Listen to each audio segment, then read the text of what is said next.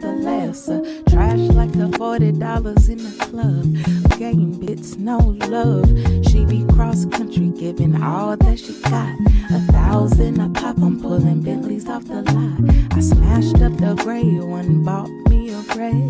Every time we hit the parking lot, we turn heads. I wanna choose, but them too scary. Trust me, you ain't a pimp, you a fairy.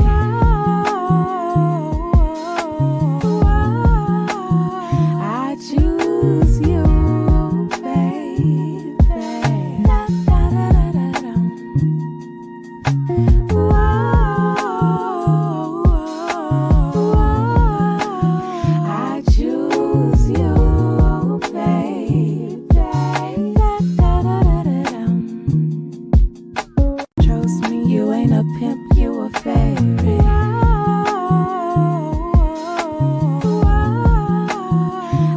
Choose you, baby. Da, da, da, da, da, da. Whoa, whoa, whoa.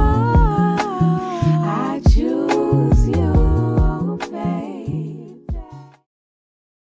Y'all, forgive me in advance because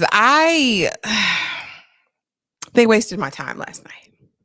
They played on my top. They wasted my time. They gave me no closure to anything. They set some stuff up for season 3 in 2027, 2 years from now, but it was extremely anticlimactic. I don't think I have much good to say, but I'm not here alone. Y'all know what it is. I'm just grateful that y'all encouraged me to come and actually do this live because I didn't do a recap for this episode and I really didn't even want to do a live, y'all. But alas, we are here and I appreciate y'all being here because y'all have been riding with us all season. Thank you so much for that. It wouldn't have been as fun without you guys, but alas, we're going to talk about it. And like I said, I am not here alone. Let's bring up the ladies. Okay. KC, how are y'all doing today? Well, I'm here. I'm here to turn on my little green light. I said, all right, well, I guess I'll put it on. You might as well change that to blue because Alicent then just decided that she ain't even team green no more. She said, I'm blue now. Alicent says she is a free woman of the North and she don't care. She's ready to float some more. Kay, how are you doing today? How are you doing? You know, I thought that I would be more excited. Like I was ready to you see, I came ready to represent Team Black. And now I'm just like, I should have just been no team at all. Child, let's say hello to the people and then we will get into these few little slides I have, y'all, because Drew says we need Miguel Sapochnik. Y'all forgive my pronunciation, but basically a director. Now he is going to be doing The Long Night from what I've read online, but yeah, we needed some help. We need some help with this series, y'all. Vic says, I'm so ready for this because I need to vent. So many missed opportunities this season, shaking my head. And I'm shaking my head too. I'm shaking it. John Woody says, the way I'm ready for this commentary, my snacks are ready. Listen, hey, Books, Gers, and Purrs. Welcome. Hey, Roderick Graham says, what's up, guys? Let's get started. We about to. Shmi says, howdy, everybody. Hey, Shmi. What a Doll's Life. It needed one more episode this season because this wasn't it. And it wasn't. I said, give us 10 episodes. Y'all gave us 10 episodes. Season 1. That worked really well. I was super pleased with season 1's finale. I think if they had a little bit more space to work, but I heard that there were budgetary concerns, things that, just didn't shake. Hey, King Nikki TV with a $2 super chat for Kay. Okay. Hey, ladies, baby, I see you are working today. She's Kay the Targaryen Valerian. Okay. Hey, Tanae, welcome. Hey, Zah, wackest season finale ever. Whoa. Book, Gers, and Purses. House of the Dragon is telling me Rhaenyra already told her husband about the prophecy and he wouldn't believe it till a tree told him. Not the Unk Bend being the worst ever. Listen, we know Daemon ain't gonna believe it unless it had a little Alice Rivers pee in it. You know what I mean? Like she was giving him them drinks and she said, finally, you're ready for me to take you to the jungle and show you the prophecy. I was like, is this three-eyed raven territory? Joanne, welcome, sis. Everyone hit that like button on your way in. Thank you, thank you, thank you.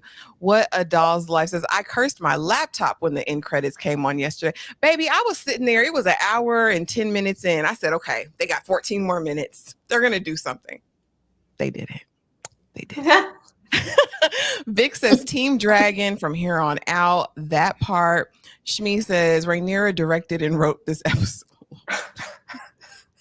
Hey, King Nikki TV coming through with another $2 super chat.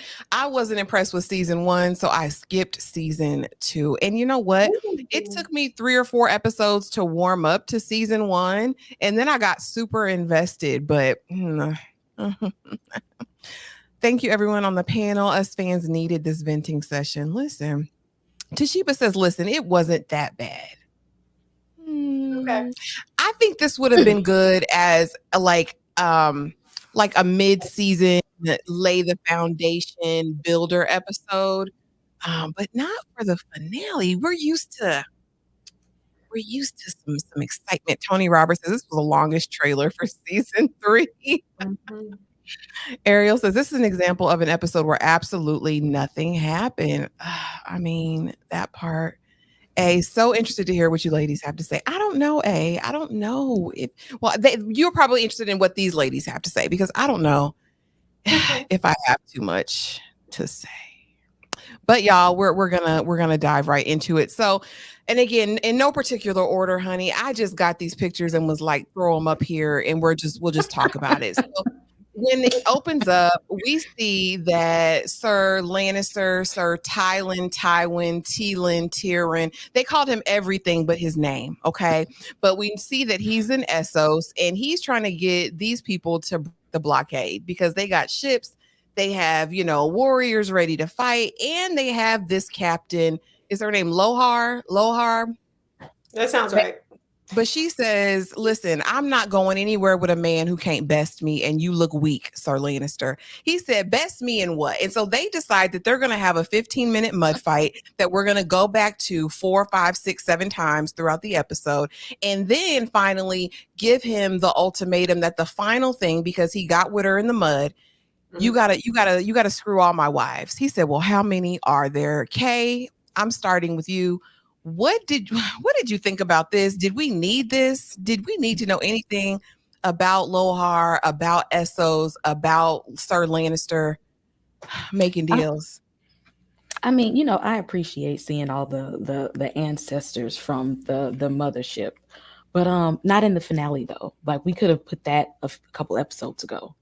Like, I mean, right now we could have used that time for some dragon dancing. Is what we could have did. So yeah, we could have met her. She cool, but not now. This is too late. I don't care now.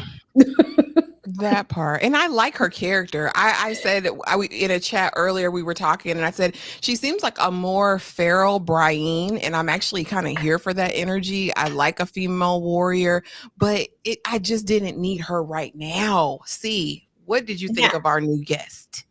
Is Brian the big girl from Game of Thrones? Toth, yes.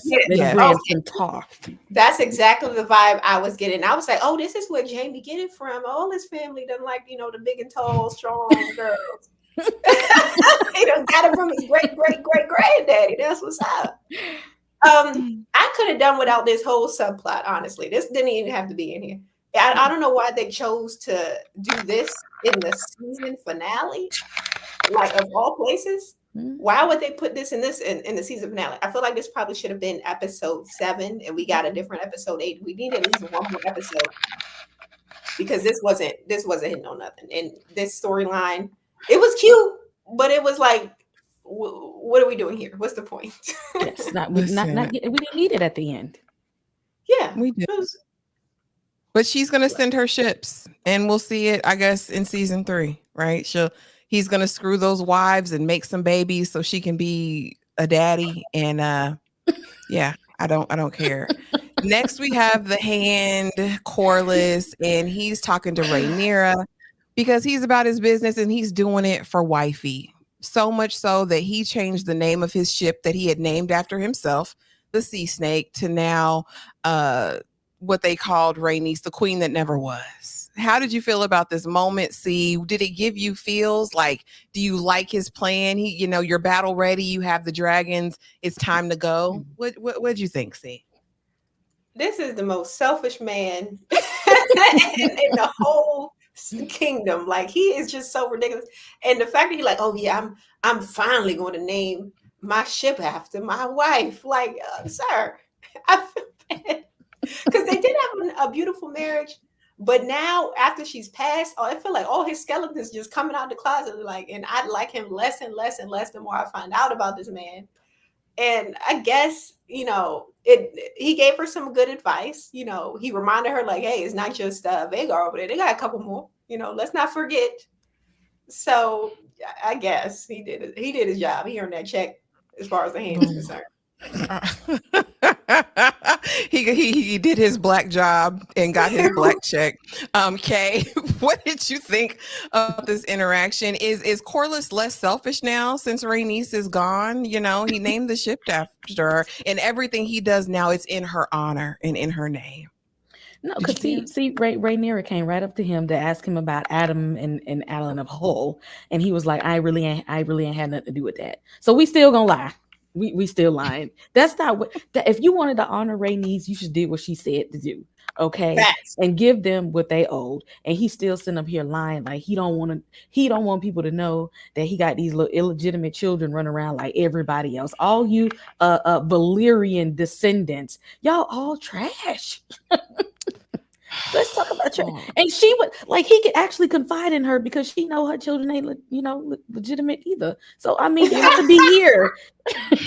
I think Aemond went out too early. Aemond, his brother, last season that Daemon got, in court. I think he went out too soon. I would have liked to see more of him. He was at least an exciting Valyrian. You know what I mean? He came with some action. He loved his house. Like, he was about that life. I could have cared less about this whole entire interaction. I don't need to hear your shoulda, coulda, wouldas now, Corlys. Okay, Sea Snake. It's too little, too late. Go take care of them kids. Go be a father. The kids, at least be a friend. How you name the boat after your wife, and then the one of the kids that's managing the boat is not even her. You know what? Ariel, that part. He should have celebrated his wife when she was alive. Got his outside kid driving a boat named after her. Get out of here. Now he's coming with demands, though. So now he decides he's going to meet with Alyn and tell Alyn what Alyn need to do. And Alyn said, I've had enough of your lip. I'm going to do this because I'm an honorable man. But after this, don't talk to me. If you see me on the street, get to the other side. I do not care. I don't want any parts of you. Like, you're sorry. You are a sorry father. Kay, I'm going to start with you. What did you think about this interaction? Were you proud of Alyn for standing up to Corlys? I was, and I wish he would have said that I don't even want to have this white hair like y'all, because I don't want nobody even to know that you my dad. He should have went in even harder than he did, but he said he is a respectable man, and I appreciate that. Alyn, that's a good man, Savannah. That's a good man right there. Props to his mom for raising him, because he said you walk past me with your fancy clothes on and your furs, and your real son, like, you ain't even know who he was. Ain't even throwing him. No, give me a few shillings so that we can actually eat today. Ain't even do nothing. You know what? Corlys can go to hell. Didn't pay him just until he saved his life. See? Were you proud of Alyn? What'd you think of this interaction? Oh, this was the best scene in the whole episode to me. I was literally, this was the best one. I was actually in tears by the end of his speech because I felt so bad for him. And he tries so hard to keep his composure and, his professionalism all the time. And he couldn't take it anymore. And he said, how it felt to grow up poor and anything. And he had to do everything just to survive. And the fact that his daddy coming around now, not because he really loved him and want to be in his life, is because all his other options are dead. His son dead, the other dead. So it's like, you're going to come to me as a last resort. The audacity. After all of these years, after I've made something of myself, finally, I don't need you anymore. I'm a grown man. I needed you when I was a kid and you weren't there. And I felt so bad for him. Oh, I was crying. I said, this is the best scene in the whole episode. They could have did more of this and less of that, everything else. Too little, too late. Now, let's talk about Aemond. I don't even have a picture of Aemond because Aemond pissed me off so bad. I said, where's big bad Aemond? Where's the boogeyman that I want to see? Now you're just a bully, Aemond, and I didn't like that. So we know that at the end of episode 7, Aemond had to turn around, honey. He was stuck like Chuck and had to turn himself around because Rhaenyra was there waiting for him with the fleet of dragons, right? And so now he gets back and he's pissed. He's so pissed he done burnt up a neighboring town and all the people in it because he's mad. He gets home, but before that, Larys is talking to Aegon in advance, and we'll get to their conversation later. But in a nutshell, he says, listen, you got to go because this is everything that Aemon's going to do, 1, 2, 3, ABC. And he was right about it because Aemond said, listen, Helaena, I'm going to need you to get on Dreamfire. Is that the dragon's name? And I'm going to need you to go to war. Helaena says, I'm not fighting in your war, Aemond. I'm not going to burn anybody. And he tries to get rough with her. Alicent, I mean, she stepped in this moment for once in her pitiful, sad, unrelenting life. Okay. She stepped in for a moment and Aemon's looking at her like, how dare you touch me? You was a queen and you was replaced. Helaena can be replaced too, unless she get on this dragon. See, these are your people. Talk to me about this situation, and we'll go a little bit further into Helaena in my next question. But what did you think about Aemond and everything going on in his approach to Helaena? One, I just knew there was about to be another quiz this episode. And I said, let me redeem myself by remembering some things. I was like, hold on, sharp point. I was trying to remember all the names to be prepared. So when he burned up that little village, I said, hold on, I know that's about to be a question. But as far as his interaction with Helaena, Helaena is just, she doesn't have a vicious bone in her body. She's not made for war, right? And he's just going to drag her out there being a bully because he's so scared that it's like he's not the biggest, fish in the sea anymore, and he feels threatened. And I love the fact that my girl Alicent done stuck up for the baby now. She done stuck up for the I knew it was coming. I knew it was coming. You're going to see this again.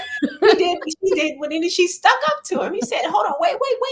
Getting physical with him to protect her daughter. We love to see it. Yeah, I like that. Okay. What did you think about him trying to strong arm her to get Dreamfire to burn up all the people? I'm like, who does he think he is? Aemond is really a bully.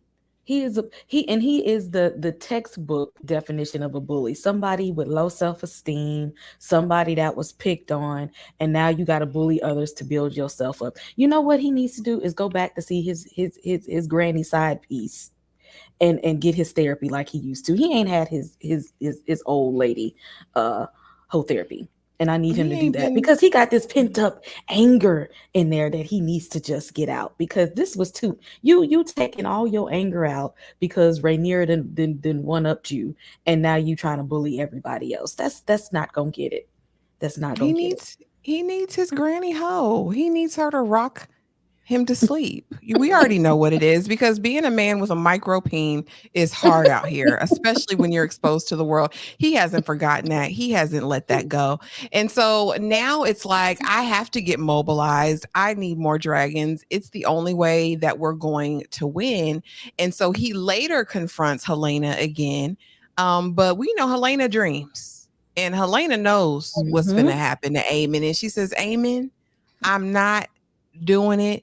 You're going to be dead anyway. You die in the God's eye. Like, and he's looking like, and I'm like, well, bro, like, what do you expect? Kay, what did you think of her telling him that prophecy with a straight face? Like, bro, whatever your efforts are, they are null because you're not going to live to enjoy it. You know what this reminded me of?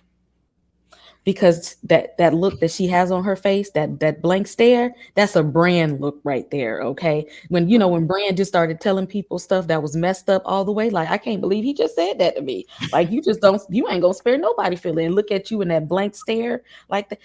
That's a Bran look.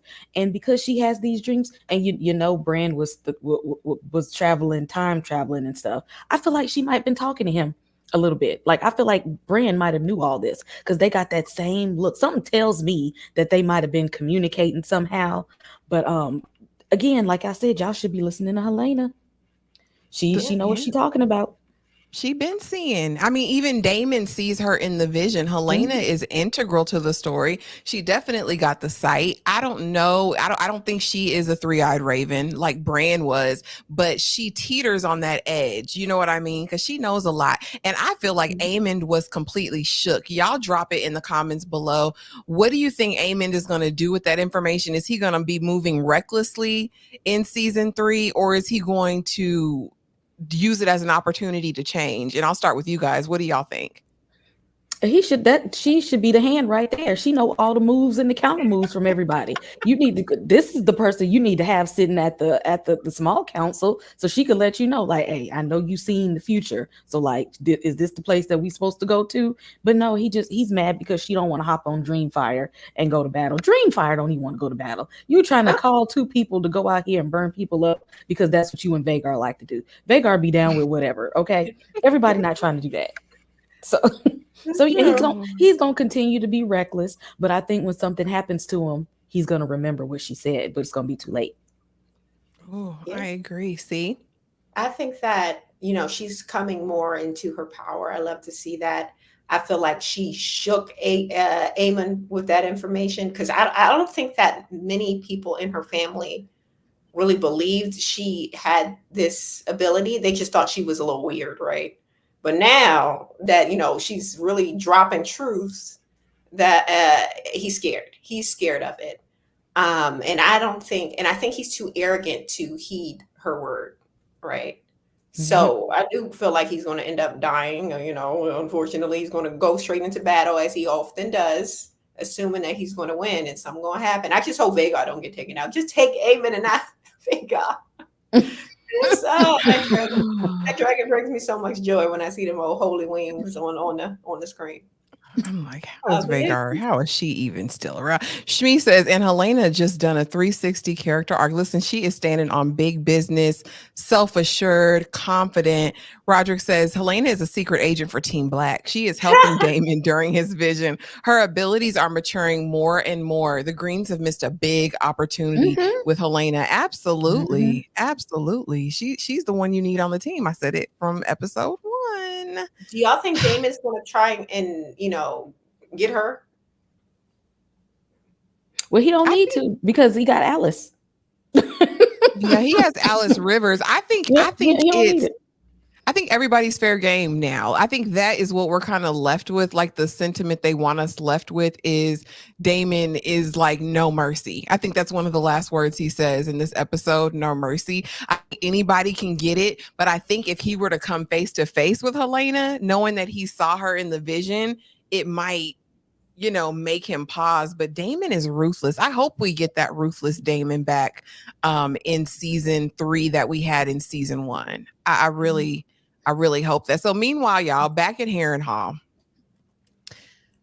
Alice comes in there looking like a creep, full of witchcraft and wizardry, and says, I'm going to the Godswood. And I'm like, Daemon, if you don't stay in this bed, stay in the bed, Daemon. But what does he do? He gets right up and he follows her into the woods because, heck, it's Harrenhal. And she's his master now, basically. She's his red witch. And so they go out there and she's like, you're ready. Now I can show you. And so, I mean, he goes all the way forward. He comes back talking about winter's coming. He done seen Dany, the mother of dragons. He done seen like the White Walkers. He's seen all of the events that we saw in Game of Thrones. And now he has a new resolve. See, I'm going to start with you. What did you think of this whole thing? What do you think of his vision? This was probably the most interesting part of the episode for me. I'm still waiting on confirmation of this daggone what's her name is real or not. No one else has interacted with this woman in this season. No one else. They just talked about her. but no one was. There's never been her speaking with anyone else but Daemon. So I still feel like I don't know. But the visions were cool. Like we were finally getting something going on. Like this episode, I was like, okay, I'm invested. What are we looking at? I love that we saw Khaleesi from the back, with her dragons and stuff. And I thought visually it was interesting to look at. We'll see. Damon's has really had his, come to Jesus moments at this crazy castle. So I'm ultimately glad to see that he's out of there, though, because I was a little sick of him being there. Lord have mercy. Kay, what say you about the vision and Daemon?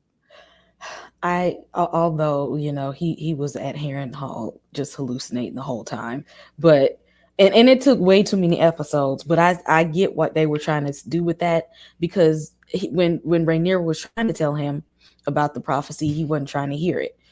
It took him to get to that point to see that it's a bigger thing going on here. Like this is going to happen, and either you can be a part of history with helping to get to where y'all need to be, or you can hinder it. And I think that his dream, it said a lot. He was able to see the three-eyed raven, which was one of their ancestors. He was able to see that the dragons are all going to be destroyed. Like he saw that there's going to be no more of them at some point. And then one of their ancestors is going to be the one to resurrect the dragons all over again. And he saw the White Walkers. And Alice, she's one of the children of the forest. She's just, I don't know if she only wants Daemon to see her, but she's one of them. And she's showing him the White Walkers, and the children of the forest, the one that created the White Walkers in the first place. Mm-hmm. So, I mean, you ain't telling that part, Alice. I wanted to see that the whole song of Fire of Ice is the children of the forest's fault. Y'all made them. Well, everybody thought they were doing what they needed to do to protect themselves. Y'all, let's go to the next one. Let's go to the next one. Oh, Lord. This was probably one of my biggest icks with this entire episode, because we have my good sis Rhaena out there dehydrated, flailing, running from piddle to pose. So glad when she found a puddle, a spring, a river, because she's chasing down Sheep Stealer, right? And what pissed me off the most is that we get a moment, they see each other eye to eye, and she don't even get to claim this daggum dragon. I guess she said F them kids as well, because where are Rhaenyra's kids and who are they with while you're out chasing this dragon through the Vale, up mountains, down in valleys? Like, no satisfaction, no payoff with Rhaena's character. They dragged her this entire season, and still we're getting nothing from her. There is nothing. So anticlimactic. I'm going to start with UK. What did you think of this whole thing and us flashing back 4 and 5 and 6 times throughout this episode to her?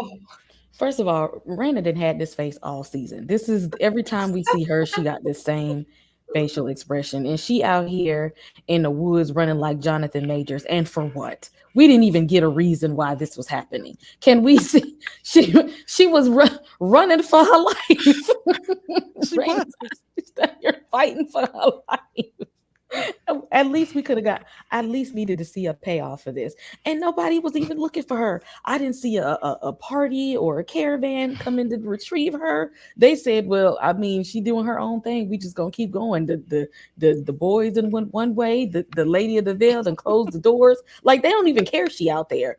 So Rhaena could literally just go ahead and end her life, be just gone out there in the barren lands. And, when the war is over, they're going to be like, well, what happened to her? And nobody's going to have an answer. So I'm going to need this dragon to go ahead and pair with her, because if it's not, then what was it for? And I'm going to need her to stop looking like that, because the dragon is not going to want you like the other one didn't want you if you keep looking at him like this. Okay, that's not the look of bravery. Yeah, it looks fearful, and she's chasing this dragon down bad. And I'm just like, Rhaena, and it's really sad, honestly.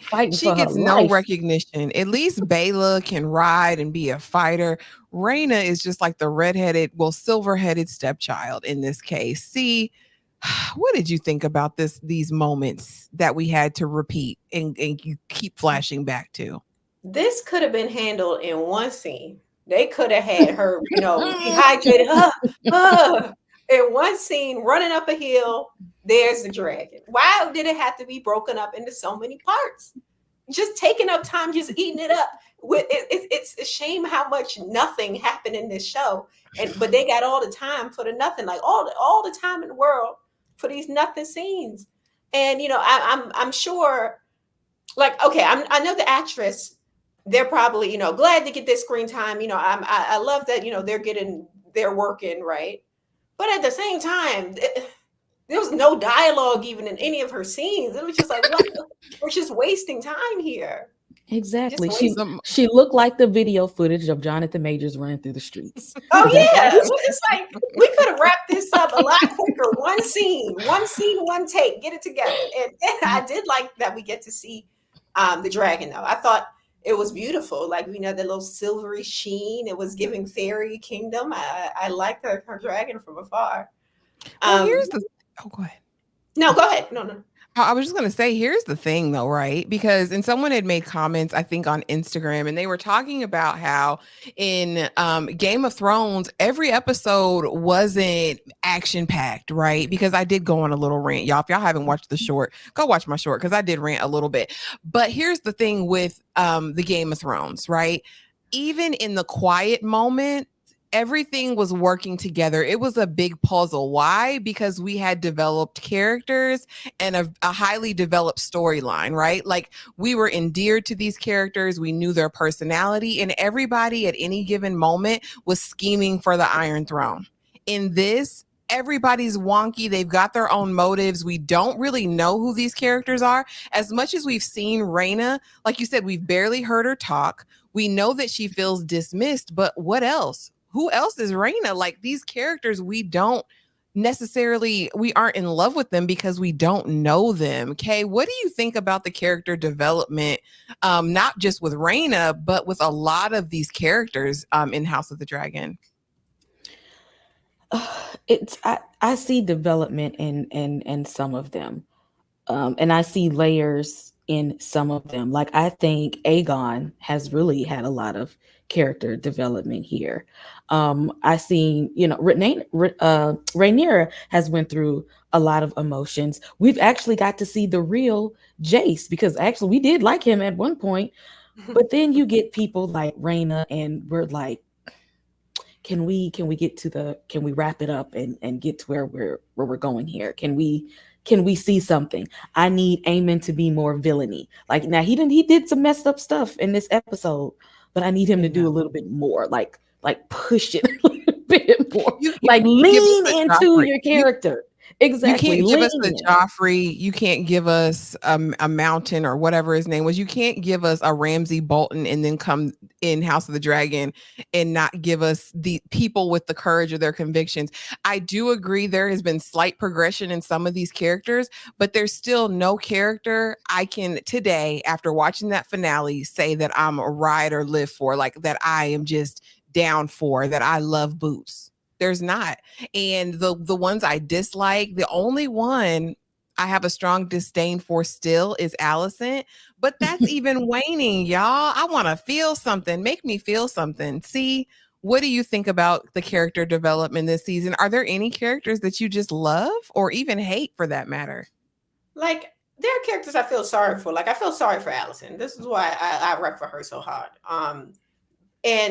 But as far as all of the majority of the characters, particularly Rhaenyra, Alicent, and it seems as if they had more shades of gray in season 1, which made them more interesting. In this season, it's like they're always trying to make them seem, oh, I'm trying to do the right thing. No, I'm trying to do the right thing. Oh, it's like it's a battle off to see who's the most righteous. And I'm tired of it, and I'm bored. And I want there to be some more,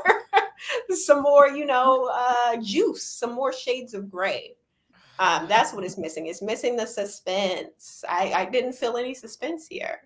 We're not feeling anything. Everything is on the nose. It's lacking nuance, but I digress. I'm not here to rip it to shreds. But okay, Daemon is plotting. We know that finally the envoy that Rhaenyra had sent, Sir whoever his name is, comes to Daemon, right? Apparently, working for her, but really not, because listen, I like Rhaenyra. She's cute and all that, but we need a king.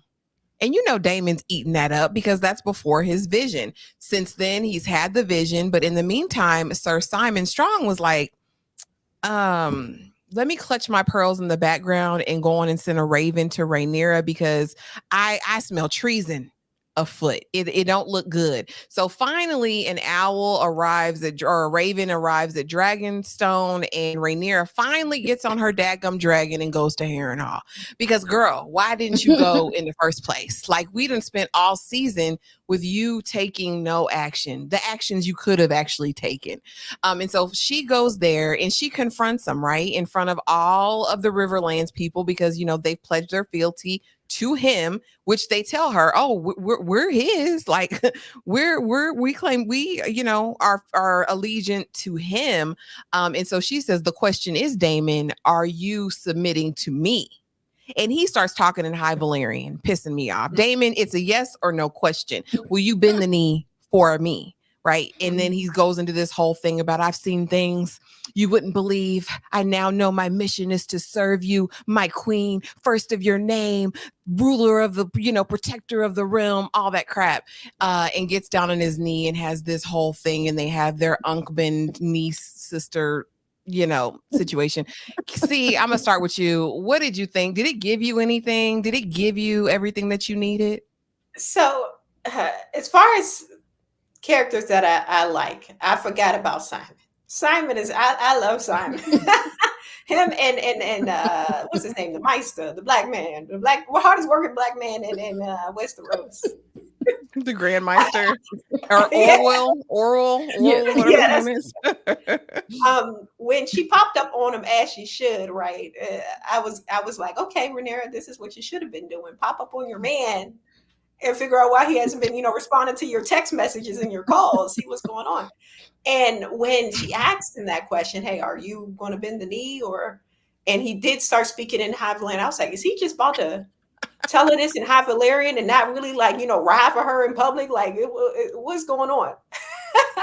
But he did. He got on the knee in front of everybody in the whole room. So I was like, okay, I'm here to see what he's going to do. I feel like he's finally to the point where he's accepted that Rhaenyra has to be the leader, and he's there for the layup, for the assist.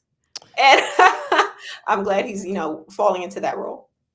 But y'all, thank you in the chat. Yes, Sir Alfred, it was the turncoat, and I want his head. I want his head on a platter. We should have had that delivered. That would have given me some action this episode. Kay, my question to you is, did this vision really change Daemon, and is he sincere? And if he is sincere, will it last? Is he going to be loyal and faithful and true?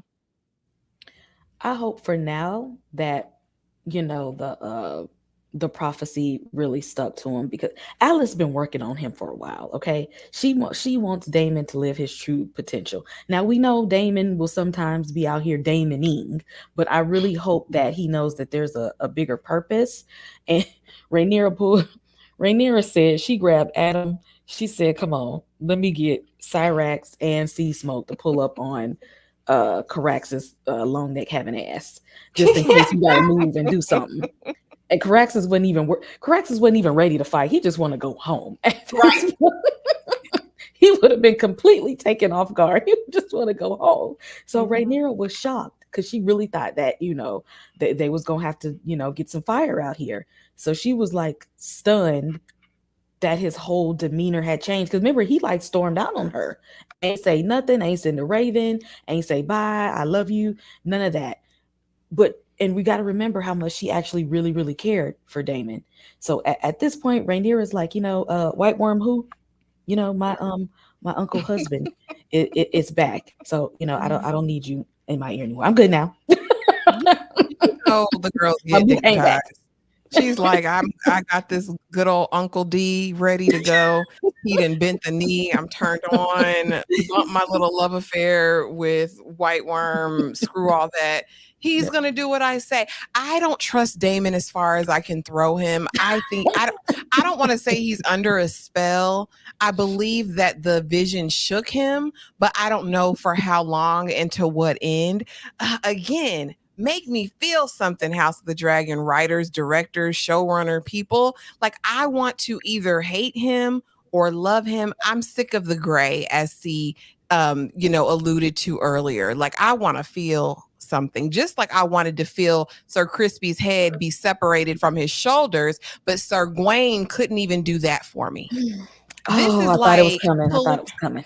This is like pulling out a blicky and not using it. Do you know what I'm saying? I feel the same way about swordplay. If you're going to take that thing out, and you learn this in the old Westerns, right? If you're going to take it out the holster, baby, you got to fire. You got to use that thing. Sir Gawain is all talk. He's disappointed me this season. He's let me down. I thought he was going to bring it. I thought he was going to be the one to set Sir Crispy up, put him in his place, possibly take him out. But did they give that to me? No, they didn't. See, I'm starting with you. You like these people. So I guess you're glad Sir Crispy lived. I do, because let me put my crown back on, because I remember a couple episodes back, y'all was talking all that smack about Alicent. Kitty cat don't work, and nobody want Alicent, and this man was up here sniffing on her favor like it was a pair of panties, just reminiscing off the cat of Alicent. So I said, oh yes, okay, this man is sprung. And Alicent did what needed to be done. Okay, I'd love to see it.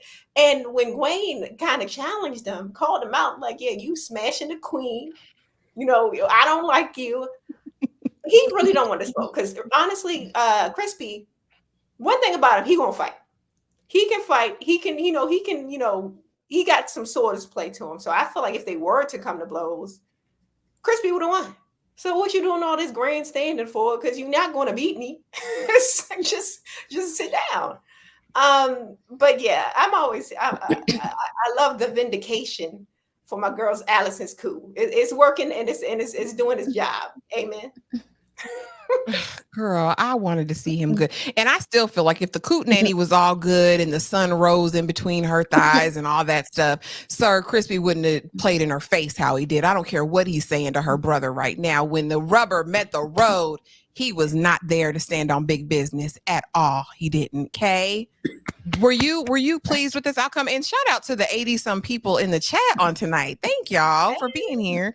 But Kay, yeah, didn't you want to see that head roll? I wanted to see it. I wanted to see this. Blood splatters. Was ready for it, because see, look, when you stand like Nino Brown, and when we say sit your $5 ass down before I make change, you're supposed to do something. You're supposed to do something. And you failed me. Gawain, I was rooting for you. You failed me. And no, Sir Krispy Kreme he don't care nothing about Alicent. The day he saw Vhagar fly over them and start shooting that fire everywhere, he was done after that. Okay, he been shaking in his little raggedy boots ever since then. He has just been completely out of it. I think he been hitting some of the milk of the poppy ever since then, because he has just a shell of himself. When them dragons came out, because see, Aegon had him puffing out his chest. He's like, "Oh, you gonna be in charge of the King's Guard? You gonna be the hand? You got promoted? You all this?" And he thought he had it for just a second. He had the queen, and then soon as the dragons come out, he saw how powerless he really was. And Sir Krispy Kreme ain't been hitting on nothing since the dragons did that dance that one time. He ain't been the same. Saying nothing about Alicent. He's scared of them damn dragons. He was depressed. I said, "Oh, Sir Crispy wants to leave this earth." He said, "What a gift it'll be when he gets taken out." And I said the same thing, sir. It will be a gift when I no longer have to look at you. Even though he is kind of fine, y'all. I can make this confession. Sir Krispy Kreme, Fabian, whatever his name is in real life, he looked good. That man looked good. Yeah, he do okay on real life. On the red carpets and stuff. He do be looking kind of fine. Throw that out there. Fine. But we got to tell the truth. You know what I mean? We got to call a thing a thing. But this, y'all, this pissed me off. Yeah. I won't say what I felt like it was, but this was the thing that kind of sent me over the edge. Okay. Otto locked up in chains, and we ain't seen a bit of it. We didn't see what happened. We haven't got a raven. We don't have a note. We didn't get an illusion. We didn't see like footprints in the woods, a muddy trail. We didn't get a crumb of what happened to Otto, and you just throw this in here in the finale without any explanation. We get a couple seconds flash, and then it's back like nothing ever happened. Kay, I'm going to start with you. What the hell? Who has Otto? And is he coming back? What's going to happen with this? And why did they do us like this? Tell me. They wait to the season finale, and then they ain't even go into detail. They flashed us with Otto, and they ain't even say, you know, come on out, we're gonna give you a break. You know, we gotta speak. Your trial is coming, and this. Oh, you have a visitor. Somebody sent a raven for you. They said, that's enough. That's all y'all was gonna give us. What are we supposed to do with that? HBO, what are we supposed to do with this? What are we supposed to do with this? Because y'all finally got me liking Otto. Y'all finally got me liking Otto, and then you take him away and don't tell us where he is. Show us this, and then go on and proceed like we didn't just see what we saw. Like Kevin Hart says, you're not gonna make me think we didn't just see what we saw. See, why did they do this? And where is Otto? Does Larys have him? That's what they're saying in the comments. Larys got him locked up somewhere. This is the fault of the showrunners out and the writers, and it's like this. They should have teased this earlier. Why? Like this could have been a suspense. Like, oh snap! You know, Otto. I thought he was gone, and you know he was there, but he's really taking it. I wonder who had this. Could have been the suspense we needed a little bit in this season, but they gonna put a little bit at the end, and to the point that it just pisses you off. It's like, what the hell? You gonna wait to the last second to show this? It just makes you mad. I do wish we got more Larys in this episode, in this season too, because I find him to be a very interesting character. Him and his whole thing with Aegon, I feel like that's going to be interesting, but we didn't get enough of that. We didn't get enough of that, and we didn't get enough of Otto. Just wasted potential. Absolutely. And Larys should have been in there getting PT with Aegon. You know what?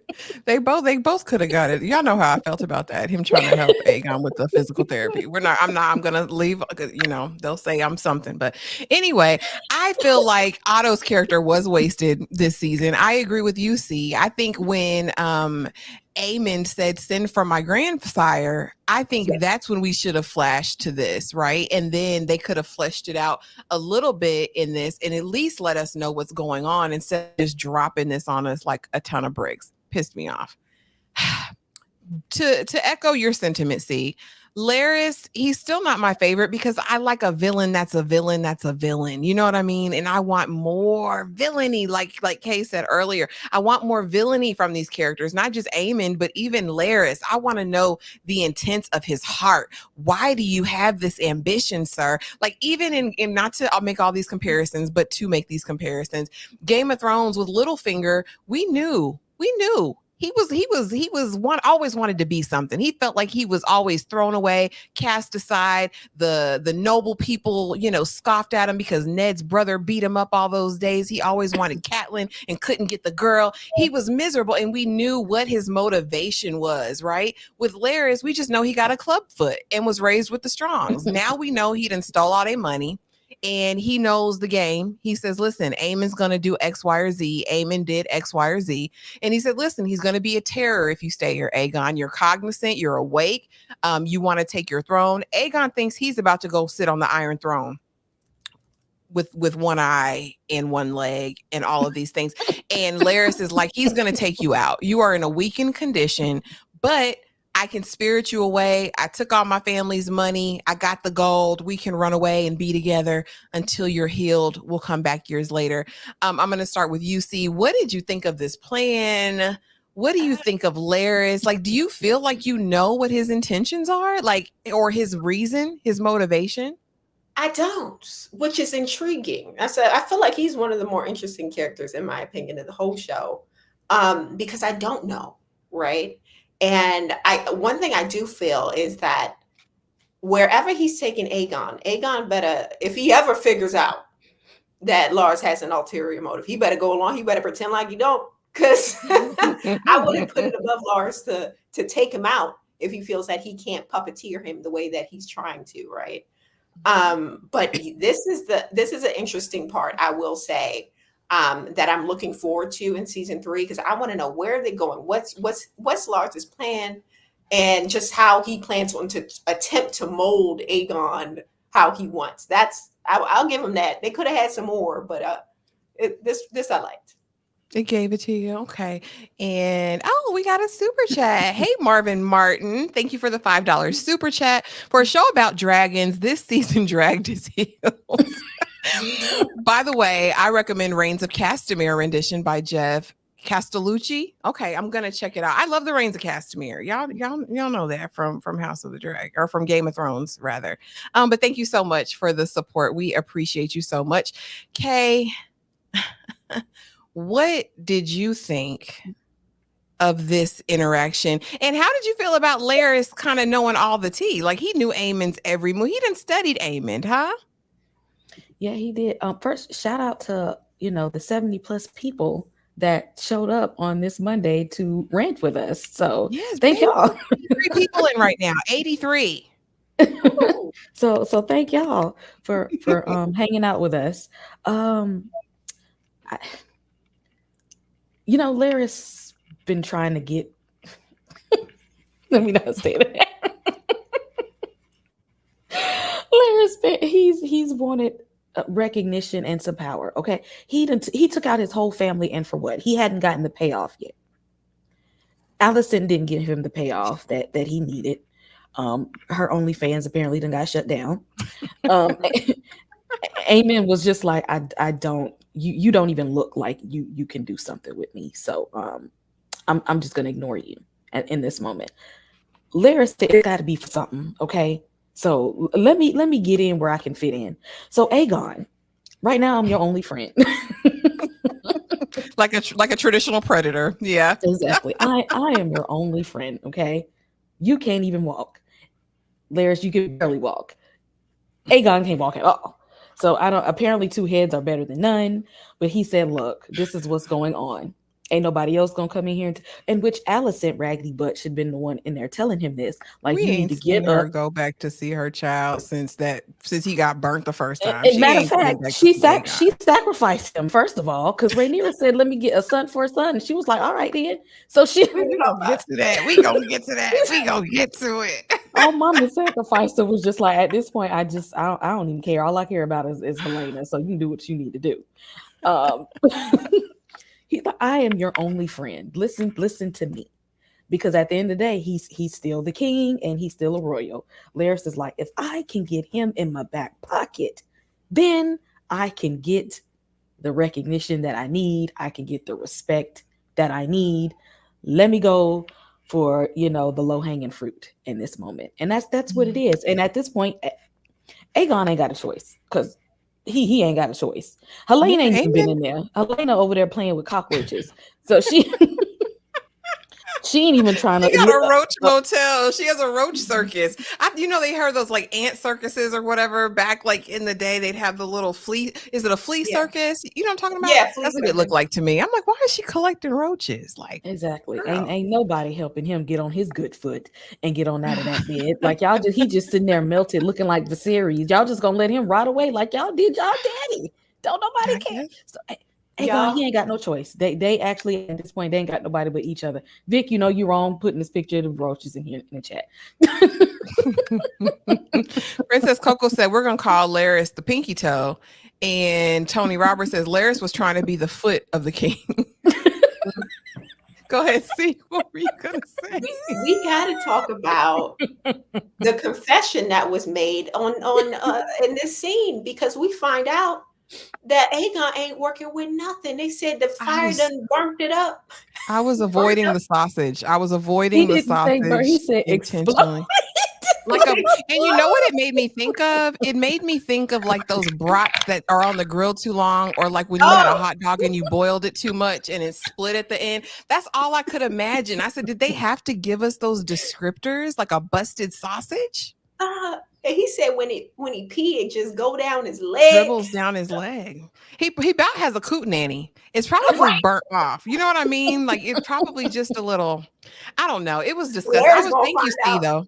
Thank you, Steve, because I was really avoiding it like the plague. I was trying to, but I got the image. And Aegon was out there in the whole houses and brothels and stuff. So I mean, he said, without that, what am I gonna do? I can't produce a male heir. I can't go get my freak on.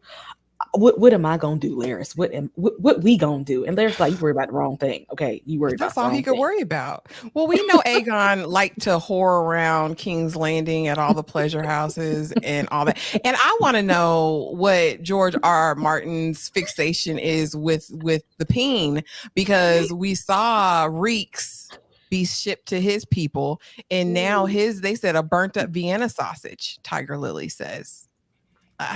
Does he deserve the split sausage? I'm going to ask you, Steve, since you introduced this conversation. I feel like he deserves it, because keep in mind, he was in there, assaulting the chambermaids and stuff. So, you abuse it, you lose it.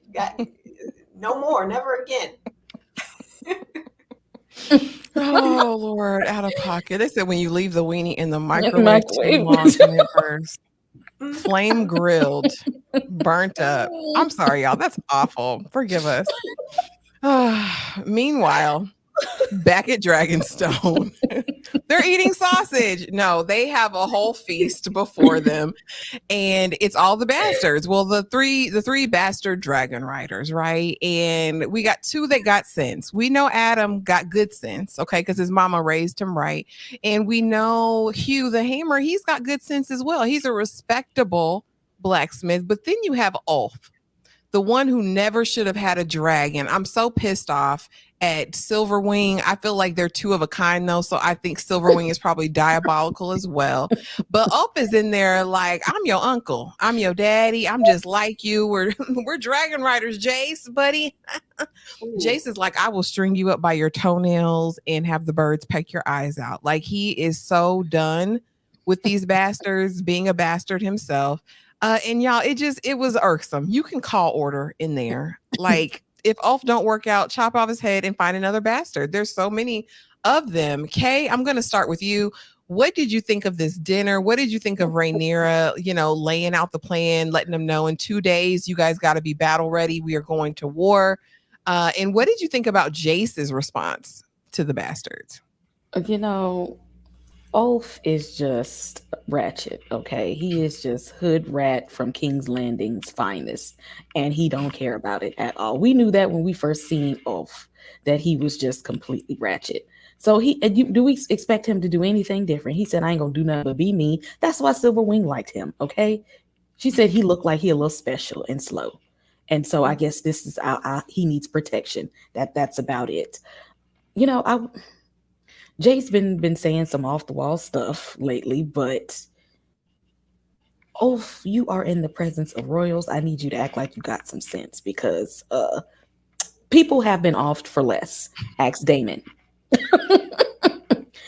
Honestly, if Daemon was at that table, Silverwing would have needed a new writer by tomorrow. That part, because he wouldn't have had none of it. So Ulf, you're gonna have to watch your mouth before you run up on Daemon, because he don't play that disrespect in front of you. Daemon said, I'm the only one that get to disrespect Rhaenyra. I'm the only one. In front of me, you know how that's how people say. They're like, listen, I can talk about her, you can't.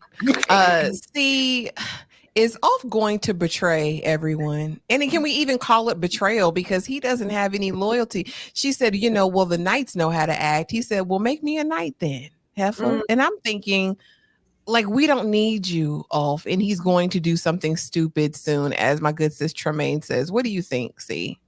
I think he's definitely going to do something stupid. I think that he's, one of the... He don't have no home training. He's a little, he's just excited to be there. He remind me of like Tiffany Haddish and that audio that was going trending on TikTok. So, ooh, this is nice. Like, he's just excited to be in the castle. And he don't know how to act. He eating up everything, drinking up everything, barely even contributing. And it's just an embarrassment at this point. Everybody at the table is embarrassed and cringing and having secondhand embarrassment for him. And I feel like he just may do something stupid. I don't even know if he's intelligent enough to betray Rhaenyra. I just feel like he might end up getting drunk and saying something stupid or saying something to the wrong person in the wrong way, and someone overhears, and maybe that's how he betrays. But I don't even know if he's smart enough to purposely like go against the queen. Yeah, I But think he's led by his desires, right? I think he's like one of the basest characters that we have that are just literally fueled by what he wants. And so I think that would ultimately be his downfall, and also like the pride and ego. Because when we first met him, you remember at the pub, he's like, yeah, King Viserys is my brother, my half brother, Daemon's my half brother. If he comes up to Daemon talking about I'm your half brother, Rhaenyra is my niece, because that's how he's acting in the house. Like, I'm the uncle. Like, y'all need to, you know what I mean? And it's sick. Yvette, I need you to clarify. You said yes, and Hugh. Is Hugh going to be bad too? I like Hugh. I don't want Hugh to be a betrayer. I stand him. I do. Tracy Renee, thank you so much for the $3 super sticker. We appreciate you. Thank y'all for showing love tonight. Listen, on this little, rant live. Any other comments about this situation, y'all, and these people at the table before we go on to, I think, the last slide, y'all? No, nothing. Nothing, nada. Okay. So I guess we're rinsing and repeating, right? We're recycling storylines. I guess we said, well, Rhaenyra did it. She snuck in under, whatever, and met her at the church house, met Alicent. And so now we're going to have Alicent do the same thing, because after her baptism in the dirty river, as C would say, her spa day, she is now, at wit's end. She knows Aemond is a monster and this war is not going to end. And now she wants to take ownership. Not that she set all this up, because she still didn't take full ownership of that, but that it's gotten out of hand. And so Rhaenyra, for you, and so, well, really for me though, because I just want to walk freely. And she's like, they're going to hate you, Alicent. I don't care about that, because why? Alicent has never cared about what, as much as people want to say, Alicent was always concerned about what everyone wanted for her. This heifer don't give a damn, not even about her own son. Rhaenyra says, look, we can go with your plan. In 3 days time, I can go. Aemond will be out. She's like, I'll set it up. You can claim your throne, Rhaenyra. And Rhaenyra says, well, you know what, sis? You caused all this, right? And I'll have to behead the usurper, which is your son. She took a 2-minute pause, pretended to cry, acted like she was going to cry, and then said, okay. Heifer, you was going to say, okay, we didn't need the dramatics. I didn't need your crocodile tears, sis. I didn't need any of, just tell the truth for once, Alicent, that you don't give a damn about Aegon. That's why he's burnt crispy like he is today, because you didn't care. You wouldn't give that man a hug. You wouldn't even sit by his bedside. The Grand Maester and Larys have been taking care of him. Where you been? Where you been, mama? Where you been, mama? See? Go ahead. I'm giving you the floor. You go. This is your people. This is your queen. She been with Helaena the way she should have been, because that's the only good child she got. And I feel like the nerve of Rhaenyra to come on and say, oh, a son for a son. Like, she ain't send Daemon old sneaky behind to go to the castle and off that little baby in his crib. That's the son. Talking about son for a son. You already took a son for a son, ma'am. Now you're just being greedy. And I'm coming here trying to keep the peace. Me. And you gonna tell that to my face after I told you when everybody's about to leave, what time to come, the door about to be open. I'm flashing the lights as soon as they leave, look for the smoke signals, and you want to look at me in my face and tell me, oh, well, I'm still gonna have to take that other son, even though I already took the other one. Like, girl, if you don't get out of my face. And Alicent just found out the truth when Rhaenyra visited her with that sister act, cosplay she had on. And so ever since then, Alicent has been like grappling, really trying to figure it out. And we saw when she asked the Maester, like, do you think, did Viserys really mean to pick Aegon? She was asking everybody, she was trying to work it out through her brain. And she's finally got to the point like, yeah, this is true. So y'all about to give it up for Alicent, man, and realize who the real sneaky one is Rhaenyra. But honestly, like I said before, they do try to make both of them feel so, oh, I'm the good guy, and I'm trying to do what's right, and I'm trying to do what's right. It's like I'm doing what's right off between these two women, and it's boring. It's boring me. I need a true villain. Somebody just need to step up and be like, yes, I'm the villain. And I'll live with that. But yeah, I love it. She wants to be free. She spent her whole life in service of her father, of the kingdom, and now it's her turn and she needs it. I want to be free, but let's start a war first. So let's get into it because Alicent could have been free. Alicent could have walked her stale tail off as soon as Viserys crumbled, and died. Okay, that was her out. I don't have no dog in this race. Go ahead, Rhaenyra, take this crown. Do what you want with my Raggedy A kids. I don't care about them no way. Let me go on to my people's land and live in peace and quiet. Sir Crispy, how about you come with me, okay? And you can be my pool boy. Like, let's do that. This heifer could have been free, but no, she wants to start a war and walk off scot-free. She wants to wash her hands of it and pretend this is not her brainchild. She did this mess. She's the reason we're here. It's all her fault. Kay. First of all, you know what? Again, these are the times that I need Daemon to be around because ain't no way she should have walked out of there with her head still on her shoulders. Because it was your son that took my seat at the throne. That my daddy gave me, not him and his little raggedy behind. He didn't even want it. All he wanted to do was have his little illegitimate children out here fighting each other and drinking. Okay, Aegon was perfectly. He said he don't want it. He just want to get drunk and hoe around. You should have let him do that, and maybe he wouldn't be sitting there laid up looking like Viserys right now if you'd have let him just do that. Then she asked Rhaenyra, "Oh well, let's go run away." You know, Sir Crispy tried to do that and it didn't work. And that's why he mad at her right now. Why y'all keep wanting her to leave her money and riches and wealth and title? That's disrespectful. That is disrespectful to keep demanding that of Rhaenyra. That in this completely disrespectful. You know what? After she should have said that, she should have said, you know what? I wasn't gonna take your head, but I'm gonna do it right now.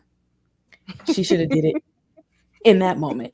And you know what? Rhaenyra still owed a son because that's not the one that she told. Okay, Daemon, it went in a different direction. So, but that's not what she told Daemon. So technically, she still didn't get the son that she had asked for. So y'all still owe her somebody. I need it back in blood. Period. And I think I agree with everything that you just said. And I feel Rhaenyra, and I want to know what the plan is for Aemond. Alicent got a plan for everybody else. Let me take my daughter and my grandchild, and we gonna go screw everybody else. 93 people in this chat. Thank you so much for being here on the live tonight. I think this is our biggest live since we've been doing this weekly. Thank y'all for being here.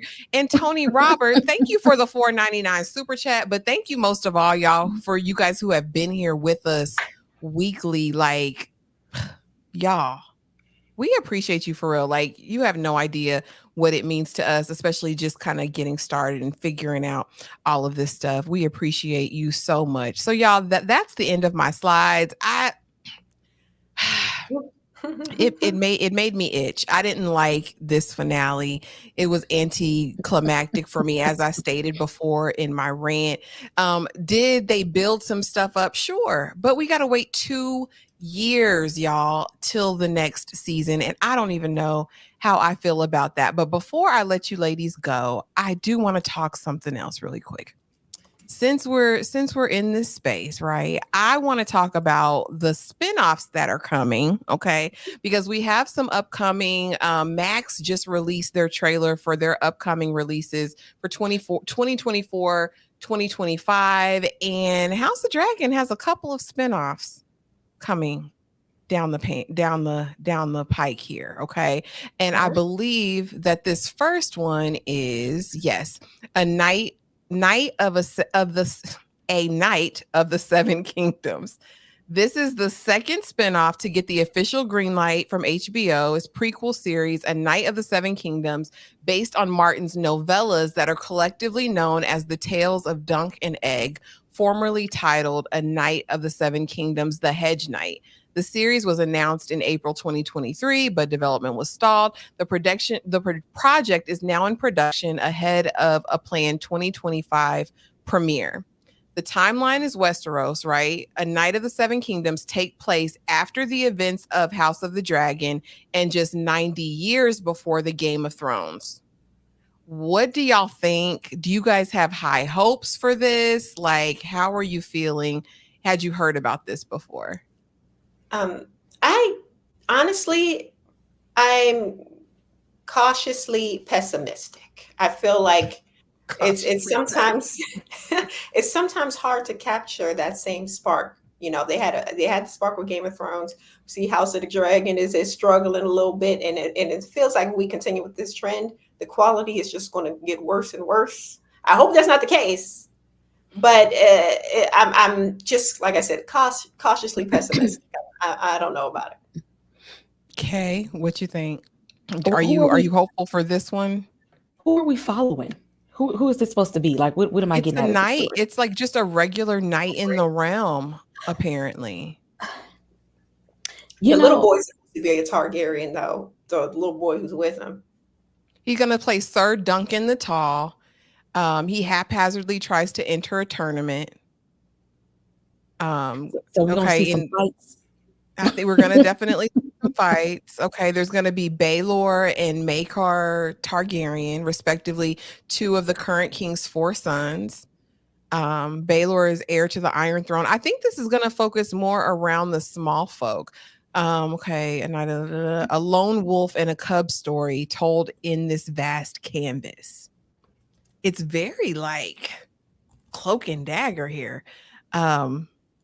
It's not giving me a haul. Yeah, about the small folk who suffer at the hands of the Game of Thrones as it's played by the nobles. So this will be more about, I guess, from the small folks' perspective. Are you here for that, Kay? Are you here for something like that? I don't care about the small folk. I want the miss. When I see spinoff, I want to see about the. I need to see about the. I need to know about the Night King. I need to know about the witches. I need to know about the Children of the Forest. I want to know about the Warging and the Three-Eyed Raven. Give me the mystical part. I don't care about the small folk, okay? Because the royals run over y'all anyway. I don't. I don't know, because I feel like that's kind of the same trap that Star Wars has found itself in, because all of the movies been about, the Skywalkers and everything, and people got bored of that. Sometimes you got to branch out and expand the worlds and see the small folk perspective. I'm not mad at that. I don't know.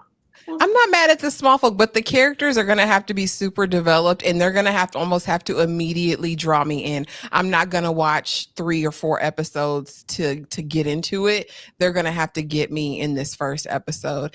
D, thanks, bro, for the $5 super chat. Not my salty sodium filled perspective. The creators got you fighting for your entire life, guh. Better prepare for your long wait. Listen, we gonna find something else to watch because they literally played on my top. Y'all, after that, they say Aegon's Conquest. It's in development. This is gonna be about Aegon the First, Aegon the Conqueror. I'm actually kind of excited about this. I'd be excited to meet Aegon the Conqueror, because in every story, right, they tell us these wild kind of outlandish stories about Aegon the Conqueror and his sister Rhaenys, and we're going to be introduced to a lot of strong women too then, right? What do y'all think about that series? I'll start with the UK. Yeah, I think I watched that one. But I want to. Are we gonna start it from Valyria, because that's the place that is no longer there. But they said it had so much, magic and mysticism. And so if we start it in Valyria and we take it through Aegon's Conquest, I think I'm going to be here for that one. Okay. See, what you think? I'm interested in the casting choice, because apparently Aegon the Conqueror was a little, octoroon or a little biracial or whatever he was.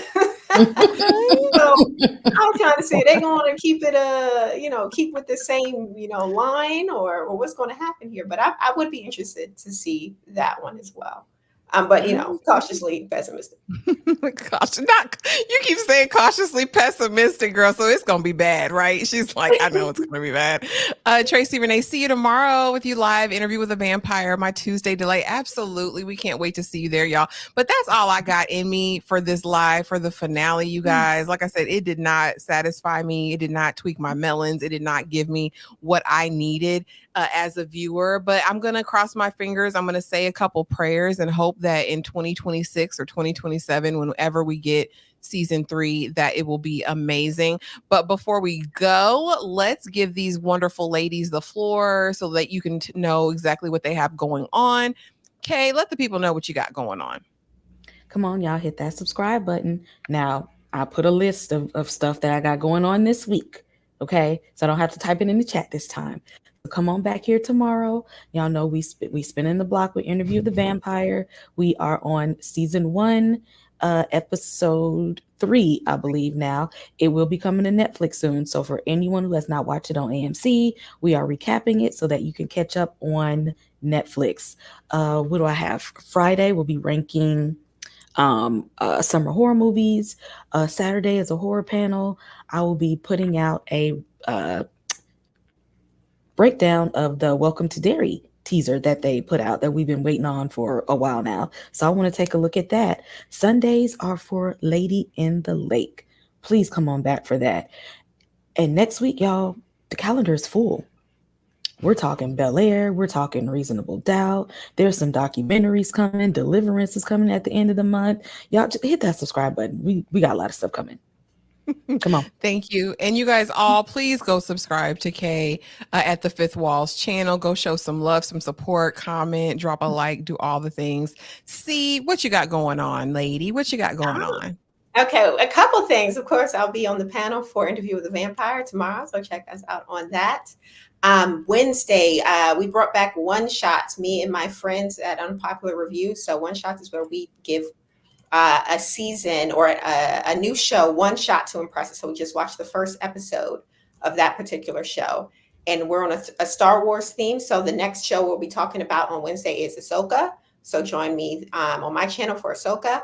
Also, if you are into books, this Friday, finally going to be talking about The Washingtonian, which is about a Capitol Hill SEX worker, very scandalous, who created a blog and was spilling the tea about all the senators. So join me on Friday for that.